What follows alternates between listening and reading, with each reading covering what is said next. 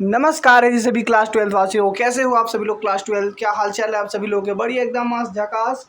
और आज हम लोग class 12 physics chapter 4 moving charges and magnetism के लेक्चर नंबर 7 पे मिले हैं। और पिछले 6 लेक्चर्स हम लोग पिछले 6 वीडियोज़ में देख चुके हैं। कैसी बात कर रहा हूँ 6 लेक्चर 6 वीडियो में देखेंगे, कौन सी बात है। अच्छा चलो, आज हम लोग क्या पढ़ने वाले पता है। आज हम लोग लॉरेंट्ज़ फोर्स पढ़ने वाले हैं, जो कि इंपॉर्टेंट है। एग्जाम में डायरेक्टली पूछा जाता है कि लॉरेंट्ज़ फोर्स, न्यूमेरिकल नहीं पूछा जाता, डायरेक्टली डेफिनेशन डिफाइन करने के लिए पूछ लेते हैं। और उसकी जो इक्वेशन है वो पूछ लेते हैं कि लॉरेंट्ज़ फोर्स की हमें आप इक्वेशन बताओ, या फिर लॉरेंट्ज़ फोर्स की वो आप हमें डेफिनेशन बताओ, या फिर कभी कभी तो पूरे पूछ लेते हैं।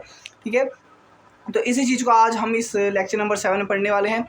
तो बस मज़ा आ जाएगा, बस वीडियो का एंड तक देखते रहना। और trust me guys, trust me, जब आप इस वीडियो के एंड में पहुंचोगे ना, तब कमेंट बॉक्स में लिख के जाओगे, सर क्या बात है, हमें आज से पहले चैप्टर इतना आसान कभी नहीं लगा जितना अब लग रहा है सर। अब हमें पता चला कि फिजिक्स इतनी भी आसान हो सकती है। ठीक है, जैसे ही ये चैप्टर कंप्लीट होगा हम इस चैप्टर के न्यूमेरिकल की वीडियो लाएंगे।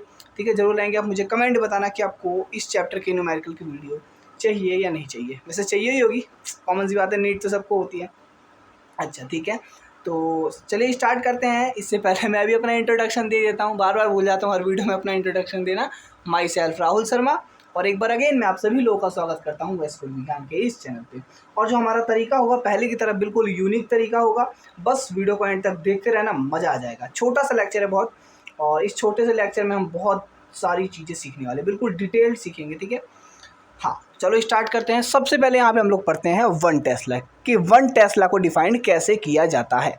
ठीक है, सबसे पहले अच्छा ये तो आपको पता है कि टेस्ला क्या होता है। मैंने आपको बताया था स्टार्टिंग में कि टेस्ला क्या होता है। जैसे मैंने आपको जब बायट सावर्ट लॉ पढ़ाया था तो वहाँ पे मैंने बताया था कि टेस्ला क्या होता है। तो Tesla is the unit of magnetic field.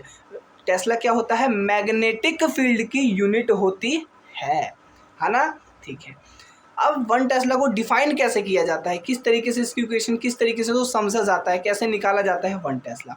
चलो समझते हैं 1 टेस्ला कैसे निकाला जाता है। ठीक है, तो ध्यान से देखना यहाँ पे। ठीक है, बहुत बढ़िया तरीके से समझ आएगा, बस मज़ा आ जाएगा, बस वीडियो को एंड तक देखते रहना। तो चलो आओ समझते हैं। ठीक है, हाँ कैसे करेंगे, देखो मान लो मेरे पास कोई भी, जैसे हमने बायट सावर्ट लॉ में करंट कैरिंग कंडक्टर लिया था, इसी तरीके से मान लेते हैं कि हमारे पास कोई क्या है, कंडक्टर है। क्या है हमारे पास, कोई भी करंट कैरिंग क्या है, कंडक्टर है। क्लियर, समझ गए क्या लिया हमने, कोई भी हमारे पास क्या है, कोई भी एक करंट कैरिंग कंडक्टर है। मान लो स्ट्रेट है इस तरीके से। अब इसके मैग्नेटिक फील्ड क्या है, इसके परपेंडिकुलर है। क्या है, कैसे करेंगे डिफाइन वो समझना। क्या है कि मैग्नेटिक फील्ड इस पी पॉइंट पे निकालना है, करंट इस तरीके से ऊपर की तरफ फ्लो हो रहा है, जैसे बायट सावर्ट लॉ में था।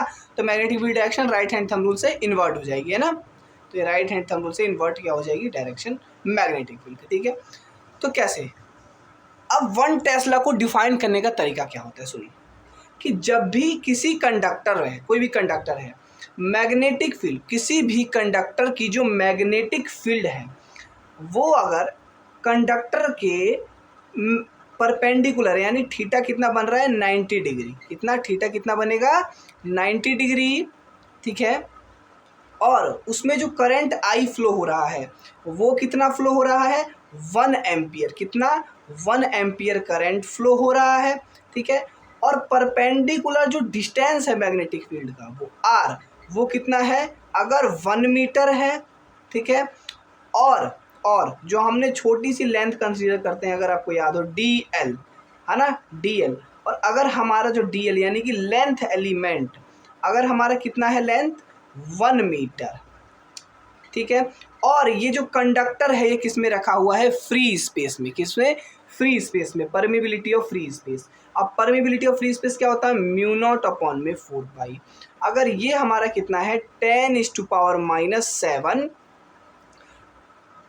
टेस्ला मीटर पर एम्पियर ये है। तो क्या होगा इस केस में, क्या होगा कि जो हमारा 1 टेस्ला है वो डिफाइंड हो जाएगा।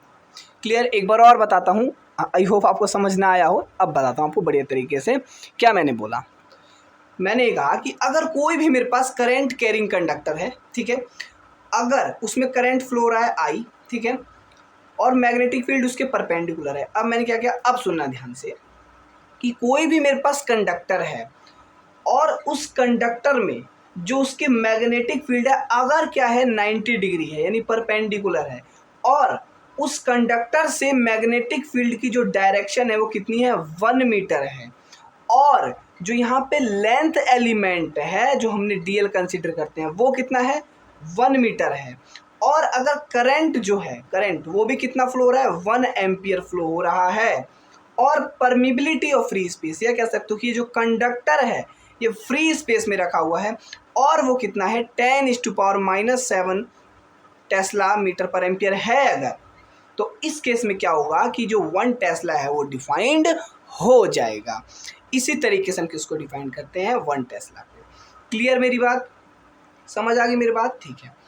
अब समझते हैं इसकी इक्वेशन कैसे बनेगी। यहाँ पे देखो ध्यान से, हम जानते हैं कि हमारी इक्वेशन क्या होती है, d B equal to mu naught upon 4 pi, है ना, mu naught upon 4 pi I d L sine theta upon r square, यही होती है। देखो अब यहाँ पे अगर, अब देखो 1 टेस्ला कैसे डिफाइन करेंगे, अगर हमारा म्यू नॉट अपॉन 4 पाई यानी free space, permeability of free space कितना है, 10⁻⁻7 टेस्ला मीटर पर एम्पियर। पर एम्पियर कैसे लिख देता हूँ, नीचे लिख देता हूँ ए, ठीक है, ऊपर जाएगा तो ए की पावर -1 हो जाएगा, है ना। अच्छा, टेस्ला मीटर पर एम्पियर। और करंट आई, जो करंट है कितना है, 1 एम्पियर, तो यहाँ पे आ जाएगा 1 एम्पियर। और डीएल कितना है, लेंथ 1 मीटर, कितना, अगर 1 मीटर कितनी है, 1 मीटर, अगर हमारा डीएल कितना है, 1 मीटर, जैसे कि यहाँ पे हमने कहा। और साइन थीटा, थीटा क्या है, 90 डिग्री, यानी साइन 90 क्या हो जाएगा, 1 हो जाएगा, तो इसको लिखने की जरूरत नहीं है। अपॉन में आर स्क्वायर, यानी डिस्टेंस कहाँ, किसका, कंडक्टर से लेकर मैग्नेटिक फील्ड का कितना है, 1 मीटर, ठीक है, 1 आर स्क्वायर है तो 1 मीटर स्क्वायर। अगर ये है हमारे पास, तो यहाँ से हम किसको डिफाइन करते हैं, 1 टेस्ला को। दिखाता हूँ मैं कैसे डिफाइन करेंगे, देखो ध्यान से देखिएगा यहाँ पे।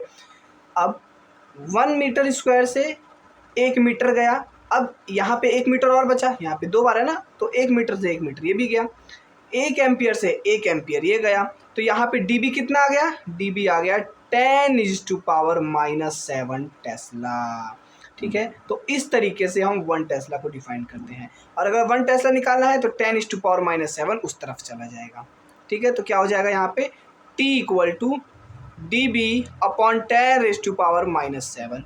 तो इस तरीके से हम किसको डिफाइन करते हैं, 1 टेस्ला को। बोलो क्लियर हो गई मेरी बात। इस तरीके से हम किसको डिफाइन करते हैं, 1 टेस्ला को डिफाइंड करते हैं, ठीक है। तो यहाँ से क्या बात पता चली कि अगर कोई भी स्पेसिफिकेशन है मेरे पास, कोई भी स्पेसिफिकेशन है किसी कंडक्टर की, और उसके अंदर हर एक चीज़ क्या है, 1 है, हर एक चीज़, यानी डिस्टेंस भी, करंट भी 1 है, और जो परमिबिलिटी ऑफ फ्री स्पेस है वो भी कितना है, 10⁻⁻7 है, और थीटा, और जो परपेंडिकुलर है यानी साइन थीटा भी कितना है, 1 है। तो इस केस में क्या होगा, इस केस में ये होगा कि जो 1 टेस्ला मैग्नेटिक फील्ड है वो 10⁻7 टाइम्स क्या होगी, ज़्यादा होगी।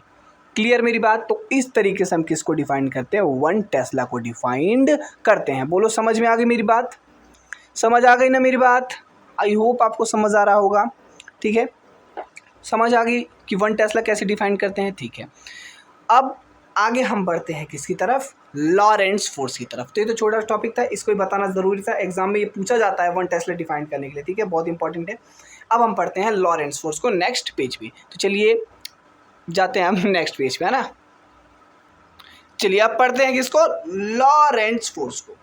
क्या होता है लॉरेंट्ज फोर्स, देखो आप जानते हो कि क्या, कि कोई भी चार्ज है, अगर वो इलेक्ट्रिक फील्ड में मोशन कर रहा है, मूव कर रहा है, तो क्या उस पर क्या लगता है, इलेक्ट्रिक फोर्स लगता है ना। अगर मैग्नेटिक फील्ड में मूव कर रहा है तो कौन सा फोर्स लगेगा, मैग्नेटिक फोर्स लगेगा, कॉमन सी बात है ना, यही लगेगा ना। अगर इलेक्ट्रिक फील्ड में कोई चार्ज मूव कर रहा है तो इलेक्ट्रिक फोर्स, और मैग्नेटिक फील्ड में अगर कोई चार्ज मूव कर रहा है तो क्या लगेगा, मैग्नेटिक फोर्स लगेगा, ठीक है। ये तो हम पता है कि भैया अगर सिर्फ मैग्नेटिक फील्ड में मूव करेगा कोई चार्ज तो उस पर मैग्नेटिक फोर्स लगेगा, और अगर सिर्फ वो इलेक्ट्रिक फील्ड में मोशन करेगा तो उस पर इलेक्ट्रिक फोर्स लगेगा। लेकिन अगर मैं आपसे कहूँ कि कोई चार्ज इलेक्ट्रिक फील्ड और मैग्नेटिक फील्ड दोनों में मूव कर रहा है, एक बार इलेक्ट्रिक फील्ड में और फिर एक बार मैग्नेटिक फील्ड में, तो उसके ऊपर कौन सा फोर्स लगेगा, तो इस केस में उस पर लगने वाला फोर्स लॉरेंट्ज फोर्स कहलाता है। समझ गई। तो यही होता है लॉरेंट्ज फोर्स, कि जब भी कोई चार्ज इलेक्ट्रिक फील्ड और मैग्नेटिक फील्ड दोनों में क्या करता है, मूव करता है, मोशन करता है, तो उस पर जो फोर्स एक्ट होता है ना वो लॉरेंट्ज फोर्स एक्ट होता है। क्लियर। समझ गए। तो यहाँ से क्या हुआ, फोर्स क्या होगा, electric force plus magnetic force, है ना। मैग्नेटिक फोर्स भी, क्योंकि देखो ये जो चार्ज है इलेक्ट्रिक फील्ड और मैग्नेटिक फील्ड दोनों मोशन कर रहा है, तो उस पर इलेक्ट्रिक फोर्स और मैग्नेटिक फोर्स दोनों क्या करेंगे, एक्ट करेंगे, है ना। तो फोर्स हमारा जो यहाँ पे फोर्स आएगा क्या होगा, इलेक्ट्रिक फोर्स प्लस में मैग्नेटिक फोर्स, है ना। इलेक्ट्रिक फोर्स को मैं क्या लिख सकता हूँ, चार्ज इंटू इलेक्ट्रिक फील्ड, है ना, क्यू इंटू ई लिख सकता हूँ, प्लस में मैग्नेटिक फोर्स क्या लिख सकता हूँ, q v vector into B vector लिख सकता हूँ, नहीं लिख सकता। मैंने आपको बताया था कि जब भी कोई चार्ज है वो मूव करता है किसी मैग्नेटिक फील्ड में, तो उसके ऊपर कितना फोर्स लगता है, q v vector into B vector, ये मैंने आपको बताया था, है ना। अच्छा, लेक्चर नंबर 5 में मैंने लेक्चर नंबर 6 में मैंने आपको बताया था ये, या फिर लेक्चर नंबर 5 में, आप एक बार चेक कर लेना, ठीक है। हाँ, तो यहाँ से क्या होगा, देखो यहाँ पे क्यू दोनों में क्या है, कॉमन है, तो क्यू को हमने कॉमन निकाल लिया। अब क्या बचा हमारे पास, ई वेक्टर बचा, प्लस में क्यू तो बाहर आ गया, ये प्लस, और वी वेक्टर, ये V vector as it is आ गया, और ये बी वेक्टर भी एज इट इज़ आ गया। क्लियर। तो ये हो गई हमारी किसकी इक्वेशन, लॉरेंट्ज़ फोर्स की, लॉरेंट्ज़ फोर्स की। तो ये हमारी हो गई भैया लॉरेंट्ज़ फोर्स की इक्वेशन, सिंपल। इतना तो पता चल गया ना कि लॉरेंट्ज़ फोर्स की इक्वेशन क्या है। अगर मान लो इस केस में क्या हुआ कि कोई एक्सिस चार्ज है ही नहीं, क्या कहा मैंने कि अब मान लो मैंने कह दिया कि जो चार्ज है उसके कोई कंडक्टर, उसके पास कोई भी एक्सिस चार्ज है ही नहीं, तो उस केस में क्या होगा, कॉमन सी बात है, इलेक्ट्रिक फील्ड क्या हो जाएगी, जीरो। यानी कि अगर इलेक्ट्रिक फील्ड क्या हो, जीरो हो, यानी कि it have no any excess charge, कोई एक्सिस चार्ज, यानी जितनी इलेक्ट्रिक फील्ड आई, मान लो ये है ना, जितनी इलेक्ट्रिक फील्ड आई उतनी क्या निकल गई, बाहर निकल गई, यहाँ से आई जितनी आई बाहर निकल गई, यहाँ से आई जितनी आई बाहर निकल गई, इलेक्ट्रिक फील्ड, है ना। तो इस केस में क्या होगा, इलेक्ट्रिक फील्ड यहाँ पे जीरो हो जाएगी, अंदर कोई एक्सिस चार्ज बचेगा ही नहीं, है ना।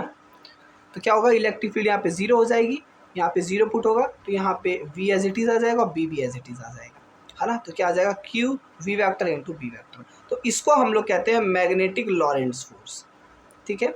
1 मार्क्स में डायरेक्टली आपसे इक्वेशन पूछ सकता है कि मैग्नेटिक लॉरेंट्ज़ फोर्स की इक्वेशन बताओ, ठीक है, या फिर पूछ सकता है कि लॉरेंट्ज़ फोर्स की इक्वेशन बताओ, और या फिर ऐसे ही पूछ सकता है 2 मार्क्स में या 3 मार्क्स में से 3 मार्क्स में पूछता है कि लॉरेंट्ज़ फोर्स को बिल्कुल डिफाइन करो विद द फॉर्मूला या विद इक्वेशन, ऐसे ही पूछ सकता है, या फिर सिर्फ डिफाइन करने के लिए पूछ सकता है 1 मार्क्स में, ठीक है। क्लियर। तो इस तरीके से लॉरेंट्ज़ फोर्स को पूछा जाता है, लेकिन बहुत इंपॉर्टेंट है लॉरेंट्ज़ फोर्स, पूछा जाता है प्यारे दोस्तों, ठीक है, समझ आ गई।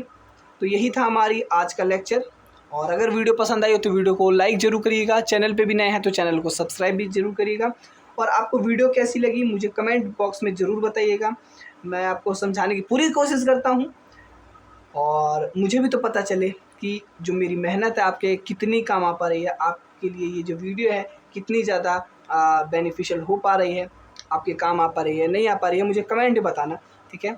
और अगर वीडियो अच्छी लगी तो थैंक यू सर, कमेंट में थैंक यू ज़रूर लिखना, ठीक है।